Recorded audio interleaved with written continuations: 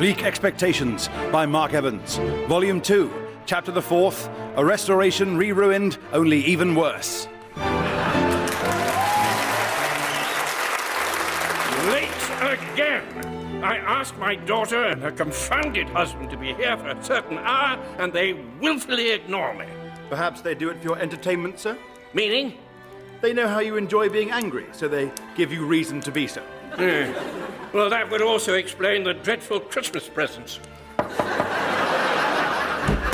Mr. and Mrs. Sourquill, sir. I've told you before, do not remind me my daughter is married to that imbecile. Sorry, your daughter Lily and a strange man, sir. Papa, forgive our tardiness. Always, dear daughter. Yes, indeed, Sir Philip. Forgive our lateness. Never, Mr. Sourquill. Oh. It is my fault, Papa, for pregnancy has given me cravings for curious foods, and before we set off, I simply had to have a lunch consisting entirely of horse. I started with horse soup, moved on to a fish course consisting of a bit of horse cut into the shape of a fish, a horse sorbet to clear the palate, then main course of horse pie, and a dessert of sticky pony pudding. And the long meal made you late. Oh, the fact that I'd eaten the horse which usually pulls our carriage made us late. We had to use a substitute horse consisting of 2 actors in a horse costume. Alas, they were dreadful. As they pulled, they insisted on performing a series of light equine comic vignettes, which, while amusing, were hardly conducive to swift progress. Well, you're here now, so we may begin. Of course. Beneath this covering in a cage, I have a marvellous creature which will listen to and repeat everything you say. Behold, the dicta parrot. But it is gone. Parrot cake. Like a carrot cake, but with more parrot. You may use one of my pens. Oh, thank you, Sir Philip. But alas, I have no notebook. Notebook à l'orange. But, dear husband, why not use the massive surface area of my pregnant stomach as a notebook? Oh, an excellent idea, dearest. I shall just test the system. Ooh, it tickles. It is both efficient and pleasing to my wife. Very well. Then I shall continue. When we last left my story, my best friend Harry Biscuit, my sister Pippa, and I, Pip Bin, were trapped deep in the bowels of the burning Houses of Parliament. We must escape! Excellent plan, Pip-Bin. I wish I'd thought of it. But how? But how? The flames will soon consume us. Got it. Speaker Sternbeater. In the Inferno, I'd forgotten about the corrupt and drunken Speaker of the House of Commons, Jedrington Sternbeater, who lay in a brandy-soaked stupor on the floor. Quickly, place that table over him.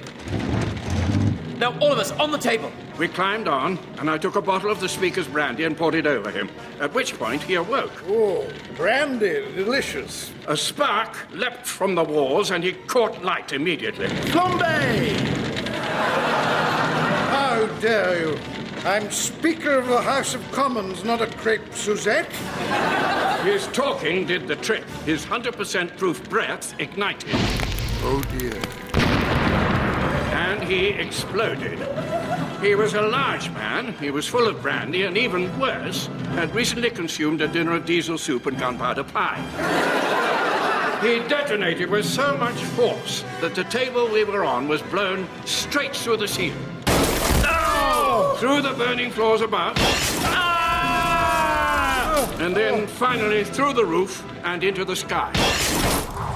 We are free of the fire! But alas, we're not free of gravity. The arc of our fall took us towards Parliament Square, and I saw we were plummeting towards a statue of one of Britain's greatest, yet laziest generals, the Earl of Can't Be Bothered, who had famously commanded every battle while reclining on a large sofa. He hadn't bothered to turn up to be sculpted, so the statue was simply a large sofa. And luckily, the sculptor, too, could not be bothered, and rather than sculpting one from stone, had simply brought a large sofa and painted it grey.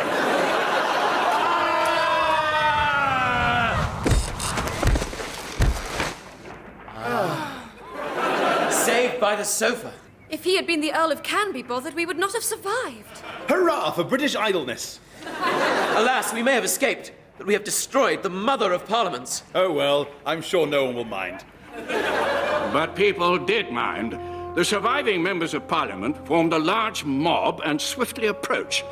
At their head was the familiar figure of Mr. Gently Benevolent, my evil ex-guardian, and now Chancellor of the Exchequer. Oh dear, you seem to have burned down Parliament. Disgraceful behaviour for an MP, Pippin. What? An arsonist in Parliament? We normally only encourage fraudsters, murderers, and talentless egomaniacs. Such an act is treason. You must all be hanged. Hang them! As the mob of angry politicians surrounded us, I decided to appeal to their highest principles. How much will it cost not to hang us? How dare you attempt to bribe us? Although we would be prepared to take a grant to cover expenses incurred while not hanging you. How big a grant? Say £400 each? 200. Hang them! 400 it is then. Hurrah! Although I haven't got it on me. We shall call on you in 1 hour, Bin. Now come, baying mob. Let us leave him. £400 each. That is a lot of money, dear brother. I've done some calculations, and it comes to a total of £8 and 5 shillings. Though I may have got that wrong. But it matters not, for you are rich from your invention of the bin, Pip-Bin. Yes, but don't forget I spent all my money when Mr. Benevolent tricked me into building that evil railway. So you did. But do not worry. I shall get a loan. Immediately, I applied to the banks, but alas, they would not lend to me. I was refused by Grabham and Strangle, rejected by Milk You Dry and Laugh. I was even turned down by the noble and ancient bank of Bend Over and Brace Yourself. In despair, I prepared to hang. But just before the fateful hour was up, I received a visitor. Yes? I understand you're in need of help. Who are you? He was a tall man with deep, hooded eyes. As I looked closer, I saw that one eye was not in fact an eye. It was a gold sovereign, which twinkled and glittered in the light. He had long, thin fingers, which ended not in nails, but in silver shillings. And his coat was made of neatly tailored £5 notes. Others may prefer coats made of cashmere. I prefer mine made of cash. Are you a moneylender? No. I'm a provider of financial services. A moneylender? A monetary greaser of wheels. You're a moneylender? A servant of the fiscal hinterland. Moneylender? No, I'm out of euphemisms. You're right, I'm a moneylender. Want to borrow some money? No, I abhor your kind. But I understand from Mr. No One that you are in dire need of money. Well, your Mr. Benevolent No One is misinformed. Very well. Have a nice hanging. Wait. I've just looked at my to-do list, and I see I do need to borrow £200,000. You shall have it. On what cruel terms? Pay me back within 1 year, and the loan is interest-free. Less cruel than I expected. Now the paperwork. Sign here. Sign here. And don't sign here. Ah, got you. You did sign there despite me telling you not to. Damn! Oh, you've signed up for the special loan with grotesquely inflated interest, fluctuating wildly and randomly in my favor. It's all your fault. You signed it. I told you not to. Curses! He removed his coat and handed over the full £200,000. Seeing the mob approach, I flung the money at them, and they descended on it like a pack of corrupt and greedy politicians, which they were. So you found the money, eh? I wonder from where and with what terrible consequences. That is none of your business. Now leave. Very well. Except we are to build a new Houses of Parliament. So soon? We need somewhere to sit and sleep and eat and drink and ruin the country from. And as the person who burnt it down, you must pay for it. I had leaped out of the monetary frying pan and straight into the cash flow fire. Nearly everyone in the country now had a bin, so royalties had slowed to a trickle. How then could I make more money? Any ideas, Harry Biscuit? Not really, Pip-Bin. Well, that is most unlike you. Although, what about special socks you wear on your hands? Those would be gloves. Damn! Oh, I'm a rubbish friend and a rubbish inventor. Wait, Harry. You are a genius. If I am, it is a rubbish one. No, Harry, you are brilliant. If I am rubbish brilliant. The answer is obvious. I shall open a new factory. A rubbish factory. People will buy the rubbish to put in their bins. Better yet, the bins will then get full, and people will need to buy new bins. I shall be rich again. Alas, to finance my new venture, I was forced to borrow yet more from the moneylender. But soon, my rubbish factory was up and running. Mr. Factory Foreman, how goes rubbish production? Oh, yeah, very well, sir. The litter machine's working flat out, the flotsam and jetsam centrifuge is at full speed, and we've doubled our output of plain and simple crap. My spirits were further cheered by a letter from the woman who had nursed me back to health months ago, and who now held a sisterly place in my affections, Miss Ripley Fecund. Dearest Pip, life here in the country is splendid. It is that time of year when everything in nature comes hotly alive. The boy otters and girl otters are frolicking and emerging from the water, sleek and damp. I often wonder what it must be like to be a girl otter and wrap my tail sinuously around a boy otter. Do you ever wonder what it must be like to be a boy otter? If so, please write and tell me with diagrams. Your ever-loving Ripley. P.S. I wear your letters in a leather pouch over my quickly beating bosom to remind me of you. Ah, dear pseudo-sister Ripley. How I miss her. How I wish to see her and hold her sisterly beauty in a tight, brotherly embrace. There was further happiness in seeing my best friend Harry Biscuit and my sister Pippa's joy in their marriage. Today we held hands all day, and it was great. Dearest Pippa, you make me a very happy Harry. And you make me a decidedly chipper Pippa, dear husband. In fact, their happiness made me realize the void in my own life, for I had no wife. Well, I did, but she was dead. My beloved Flora Dies Early had died early. And since then, I kept her room as it had been the day she passed away. I now entered to ask her blessing to seek another wife. Dearest, if I were to marry again, would it trouble you? I shall take your dead silence as consent. With the decision made, I finally decided to bury Flora. But how was I to find a wife? But how was I to find a wife? The answer was I did not have to. They came to me. Good grief, Harry. There's a massive queue of women outside. It is almost as if someone put up a series of posters featuring your picture, and the words, "Rich young man seeks wife," apply to number 1 Opulent Square. But no one would do such a thing. Wrong, because I did. Oh. Which picture did you use? The one I etched last Christmas? Oh, yes. That makes me look quite fetching. Yes, it is a fetching etching. Alas, none of them were suitable. Many were too old. No, really, I am 17. Some were too boring. I like pebbles. Alas, I do not. I hadn't finished. I like pebbles and small stones. And most were just after my money. Do you like the music of Herr Mozart? If that's what it takes, yes. Is this candlestick real silver? Next! What is more, money was again becoming an issue. Even combined bin and rubbish sales barely covered the interest on my loans, and worse, I felt Pippa and Harry were taking the stipend I gave them for granted. Morning, Pip-Bin. Can I have a lot of money to invest in my new invention? What is it? Brace yourself, for I have invented a time machine. A device for travelling through time? No, a device for dispensing herbs, specifically time. How did you guess? Harry Biscuit, old friend. What has become of the money I already gave you? All gone on servants, I'm afraid. All? How many servants do you have? 3. 27 if you count all of them. I myself get by with just the one servant. My valet. Bring things. Oh, he is so much better than your previous 2 valets. Drop things and smash things. Dear brother Pip, incidentally, I need more money for my deserving causes. What deserving causes? I receive so many moving letters asking for help. Dear Mrs. Biscuit, please send me money, as me or my children or elderly mother are desperately ill. Yours sincerely, Mr. Fibby Lyington. How can I turn such a request down?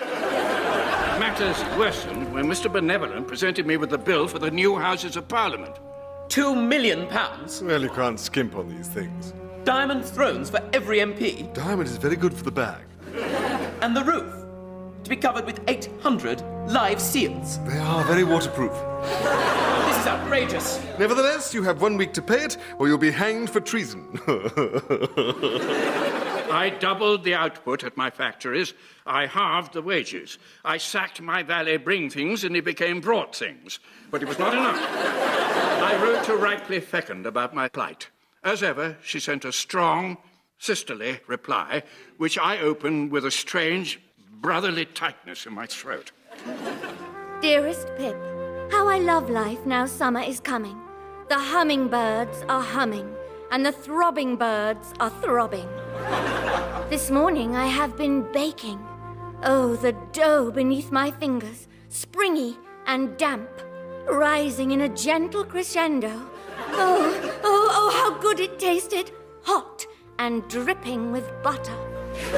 Do you wonder how it must feel to be dough beneath my fingers, dear? If so, please write and tell me, with diagrams.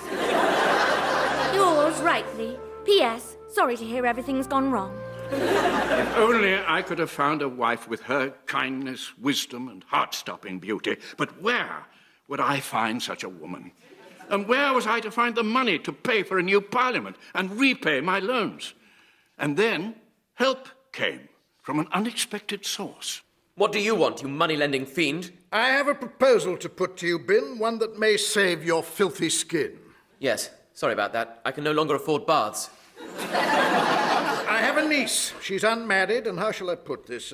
If you were to find her worth marrying, I might just drop the little matter of the vast moneys you owe me. But that is monstrous, to sell this poor woman's soul for some kind of twisted gain. You are a depraved and cruel creature. When can I meet her? I felt ashamed at my collusion in his vile proposal, but what choice did I have? I met her the very next day. Mr. Pip Bin? I am he, and you are? I am Miss Talullah Not-A-Man. But you are American. My mama met my papa at a rodeo, eating hot dogs and shooting engines. That's pretty American, isn't it? They fell in love, he got down on the sidewalk and proposed, and well, la-da-da, here I am. She had long, blonde hair, wore a hooped skirt, and, of course, as was the law for people from the southern states of America back then, she wore a Stetson and talked favorably of slavery. But despite that, she was not unappealing, and I did need the money. Why, it's mighty fine to make your little old acquaintance. Ow! Why did you punch me? Oh, forgive me. It's just my rough southern manners. Where I come from, if you like someone, you show it through physical violence. Some kicking, light slapping, and even beating with a stick. Ow! Ow! Ow! Ow! Ow! Ow! Then you must like me. Oh, I surely do. Over the following weeks, I grew accustomed to her rough southern manners, and her oddly rough southern chin. And she was clearly fond of me. Oh, la-di-da, flowers for me. They are so fine, I'm going to have to stab you in the arm. Ow! Thank you. Thank you. Ow! I had entered into this arrangement with misgivings tempered by a desperate need for cash. But my fears were allayed day by day. I told her of my life and of my battles with my evil guardian, Mr. Gently Benevolent. And then we narrowly escaped once more, and his plan was spoiled again. Yes, you did, damn you. What? Is what I imagined is evil, yet handsome Mr. Benevolent said at that point. Yes, I imagine he did. A good impression, by the way. Spot on. I hate you. Is another thing I imagine he once said. Gosh, how well you understand the feelings of others. Was this the woman to replace dear, dead Flora in my affections? If our love did grow, I would spend the rest of my life bruised and broken. But I would also have loads of money. I looked into my heart and decided I must marry this southern beauty. I wrote to dear Ripley to tell her. She wrote back a touching reply. Dearest Pip.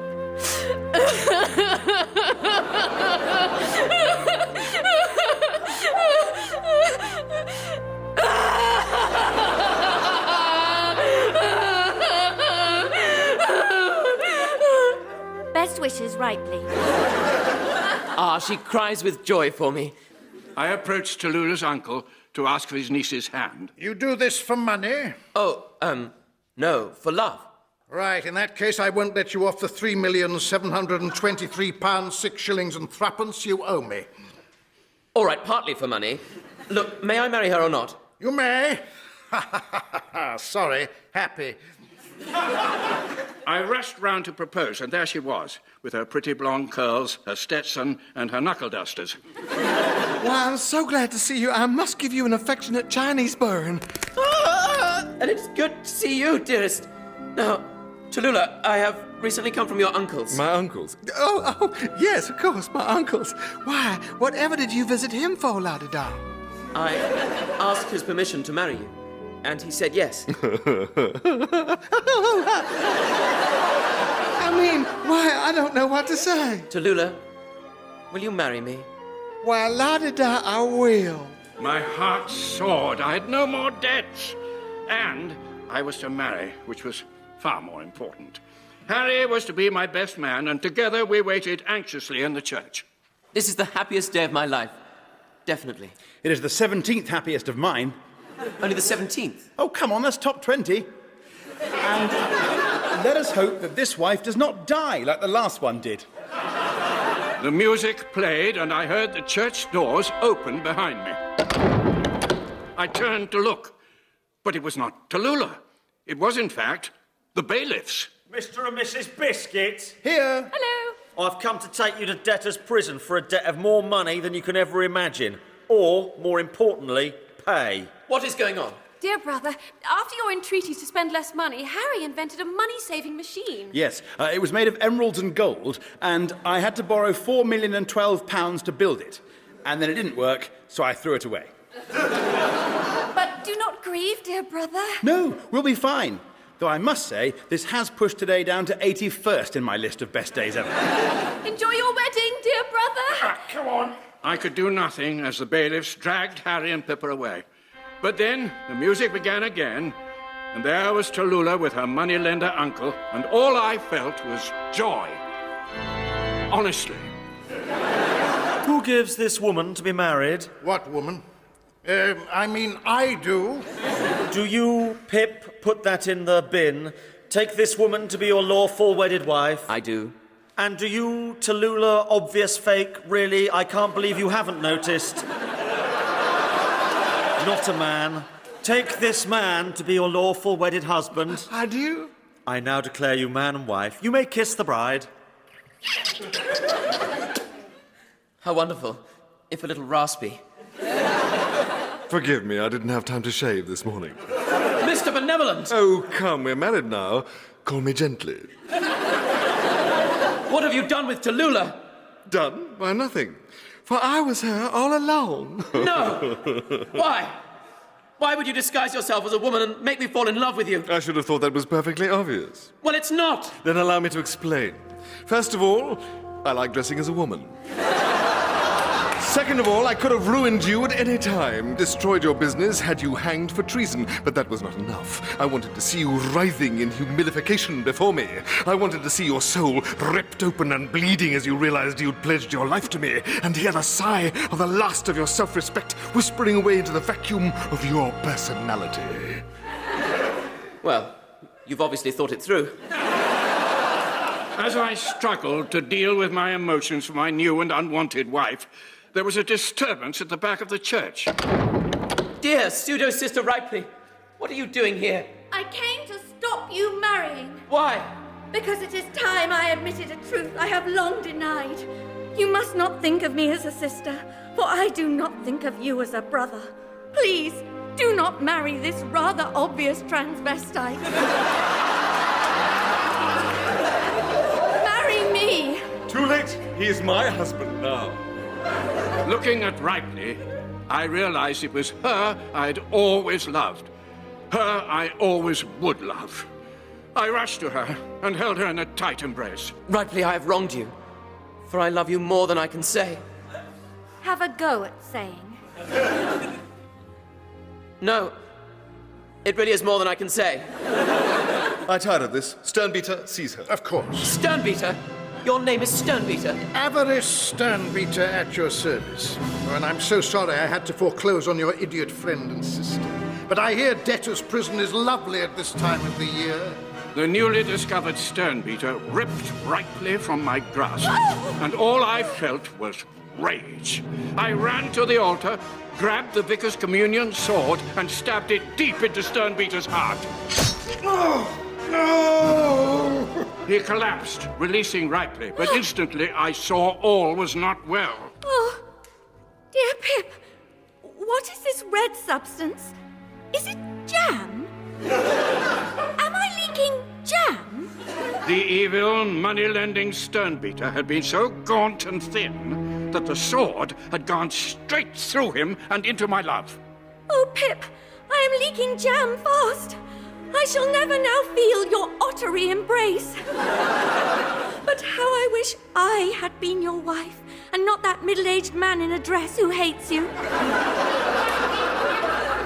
But if you had followed your heart, I suppose you must be happy, you idiot. Out of jam now. What have I done? My mind whirled with horror. I stumbled around in a daze for what seemed like hours, until finally I found myself by the River Thames. Everything I loved is gone, and it is all my fault. I might just have been able to bear it, but for one final thought. And Mr. Benevolent is my wife.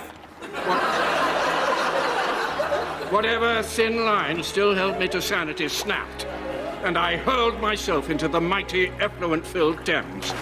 I was sinking, weighed down by despair, and the world began to turn grey and cold, and all I craved was death and the oblivion that came with it. Had you never learned to swim? Of course I had, you cur, but I chose not to, for I wanted to die. Yet you did not drown. Did it turn out that you had more gills than you expected? Or fins? Or were you just floating?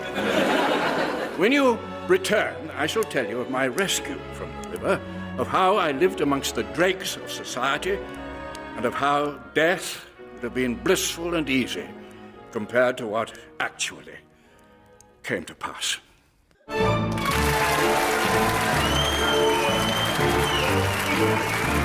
Bleak Expectations was written by Mark Evans and starred Richard Johnson as Sir Philip Bin, Tom Allen as young Pip, Anthony Head as Mr. Benevolent, Geoffrey Whitehead as Sternbeater, Susie Kane as Pippa, Sarah Hadland as Lily and Ripely Fecund, James Bachman as Harry Biscuit, and Mark Evans as sundry members of the clergy and the working classes. It was produced by Gareth Edwards.